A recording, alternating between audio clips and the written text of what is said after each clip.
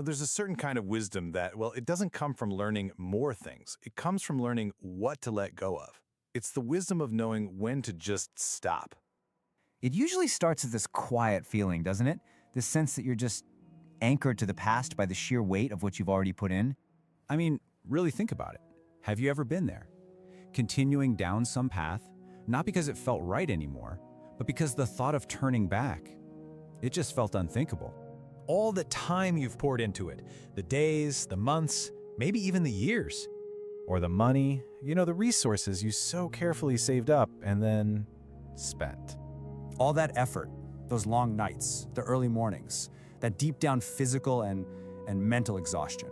And maybe the heaviest thing of all, the emotional investment, all the hope and belief you poured into it. And that's the real struggle, isn't it? We mix up endurance with wisdom. We keep telling ourselves that just a little more effort, just a little more pushing will turn everything around, when deep down, we know the direction is wrong. But what if there's another way to look at all this?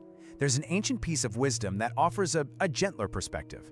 In Persian, there's a saying that's been passed down for generations, by farmers, by merchants, people who really understood how things work.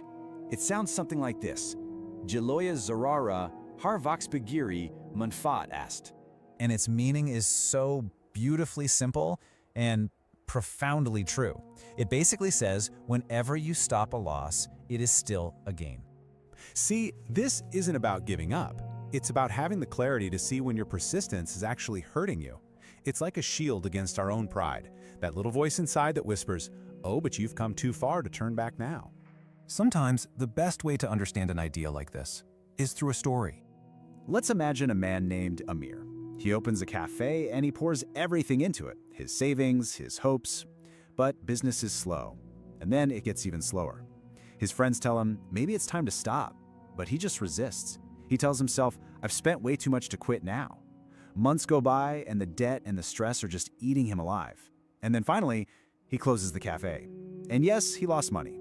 But in that moment, he saved something so much more valuable. He saved his future. He freed himself from a weight that was only going to get heavier. And this idea, it's not just some piece of Persian wisdom. It's a fundamental human truth you can hear echoing all over the world. Today, psychologists actually have a name for the trap that Amir fell into. They call it the sunk cost fallacy.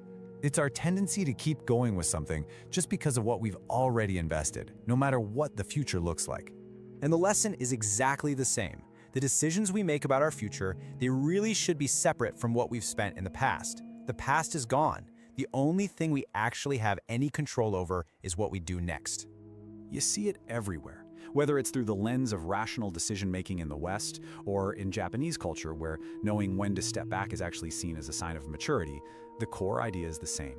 Real strength is in clarity, not in just blindly pushing forward. So what does this ancient idea mean for us? For you and me, right here, right now?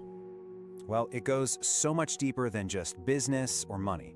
It speaks to that toxic relationship we keep hoping will finally change, or that career path that just drains our spirit day after day, or even those harmful habits we justify just because, well, we've been doing them for so long. In any of those situations, choosing to walk away, that isn't failure. It's actually a profound act of self-preservation. It's a declaration. It's you saying that your future is more valuable than your past. And that is an act of strength. Because true wisdom, it isn't just about knowing how to persevere and push forward. It's also about having the courage and the clarity to know when the most powerful thing you can possibly do is to stop. To stop the loss, and in doing that, to gain everything that's waiting for you next.